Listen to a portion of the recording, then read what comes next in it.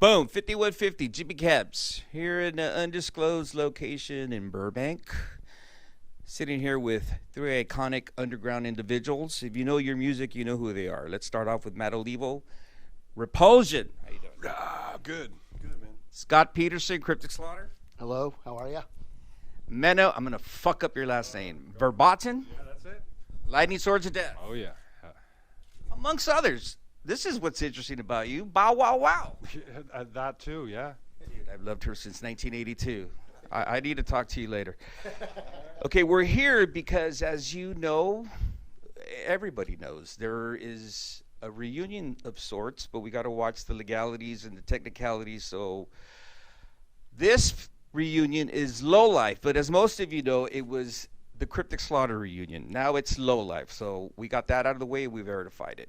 Let's start off, first of all, by saying you've been carrying the Cryptic Slaughter flag for a while. You've been out playing the songs. You've been playing with different bands. You've been out really bringing it to the new audiences, the new generation. How did this come about, this new reunion or resurrection? You're gonna have to talk to him first about that. Resuscitation. It was his brain. It was his brainchild. Matt, was it you, the money maker? You're the money guy? He started it. The money guy. You've known that this guy's been out for a while doing it, and he's been doing it very well, by the way. Okay, there are some people that in the beginning were like, "Why resurrect something that was from the past? Why try to so-called taint the past?"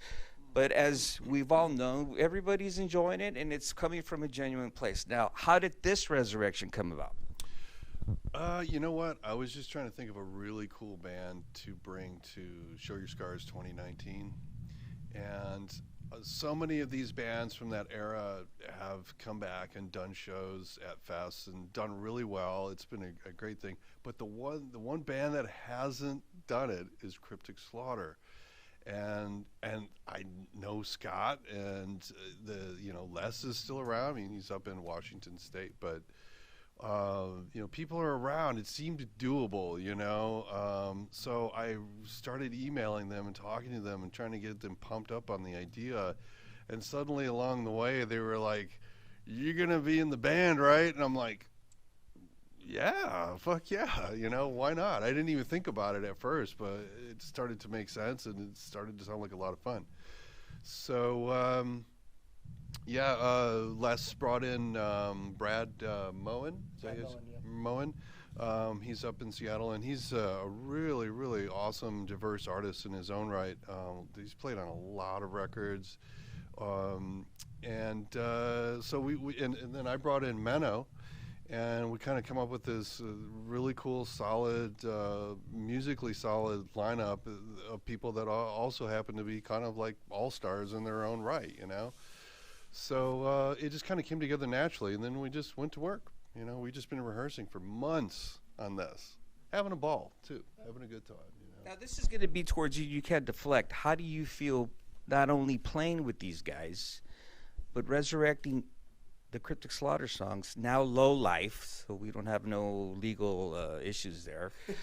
How do you feel playing these songs with these guys? I mean, first of all, right off the bat, you have, and I mean this sincerely, you have an impeccable group of band members. No, you don't need to convince me. I mean, these are two of the best musicians I've ever played with, and they both bring out the best in my drumming and the way that we're playing these songs. And bringing these songs back is amazing because I was playing them as a teenager, and now I'm a grown adult, and we are keeping the spirit of Cryptic Slaughter in there, the energy, the attitude's there, but it's just more with him and with Matt and Les on guitar. It just sounds heavier, but it's just amazing. I can't really just put in the words. You have to hear it and just hear how incredible it really sounds. And here's the best part: we're all real old school, genuine Cryptic Slaughter fans, right, Menno? Oh, absolutely. I was just thinking about it this morning. I remember the exact place where I first heard Cryptic Slaughter. It was Money Talks. I don't know what year it was, but I remember my friend had the record and he put it on. And I was blown away. The sheer anger and ferocity of the music. I'm like, whoa, this is cool, because this is, in those times there wasn't that much extreme music around, especially not in small town Holland where I was living. So this was like, whoa, it's like a punch in the face. It was awesome. So I'm stoked to be part of this now. One of the things that I've always enjoyed about real bands of that era was the fact that, as we all know, not to age yourselves, but at that time it was new territory.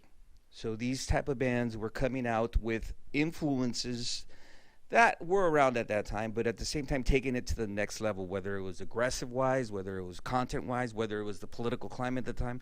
One of the things that I've always liked about Cryptic Slaughter is that you tend to mix, and this is what's always forgotten in the historical, and it drives me nuts. And I've been saying it for a long time, whether it's the magazine or the radio show. At that time, there was no crossover until after Cryptic Slaughter. Would you agree with that statement? I would agree 100% with that. I mean, DRI did it a little bit later, and then they had the album called Crossover, but all we were doing was just, we were all influenced by different types of music, and we liked melody, we liked groove, and, you know, we wanted to play fast, but we also wanted to have something you could remember and sing along to.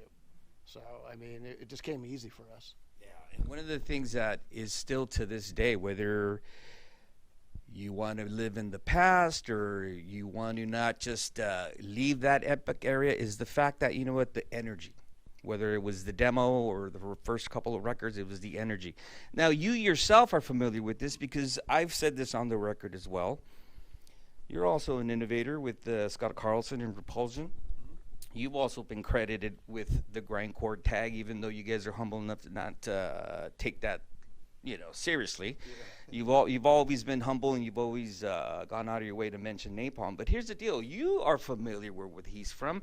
How does it feel, both innovative underground musicians coming together now at this stage in our lives, where we're technically grown? Well, you know, I know technically, yeah. You know, what's funny is they are a lot like us. I mean, Les and Scott very much remind me of me and Scott. I mean, we were just guys that were acting on our influences, really with no sort of defined outcome, whatever preconceived outcome in our mind. There was no Wikipedia back in our day. No, and it's like, yeah, we love all this. We Motorhead, Hellhammer, Crucifix, Discharge, all this stuff, and it just all is, cooked in a pot, and we would just create the songs, and it's like, oh, this is what we got, and to a large extent, with Repulsion, at least. There wasn't really too much, there wasn't a whole lot of sort of positive feedback at the time, right? Because everyone was like not really, they were more into this more established sounds like Slayer and Metallica, than they were something that's just like completely new, I guess, you know what I mean? And also sort of kind of amateurish around the edges, which over the years, people have come to just really love. It's just the amateurish quality, the rawness, and then just sort of all of the influences just all cooked together and thrown out there with no shame, no hesitation. Here you go, and for the most part, at the time, it made people go, "What the fuck is that?" Because death metal sounded like Morbid Angel and Death and all that kind of stuff, and we were just like.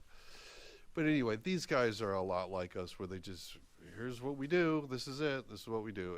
And they also wrote really clever, hooky songs. There's so many cool riffs in the Cryptic Slaughter song catalog. So many. It's like countless awesome riffs. So it's weird. There's like a kinship, I think. Yeah, like there's like a camaraderie,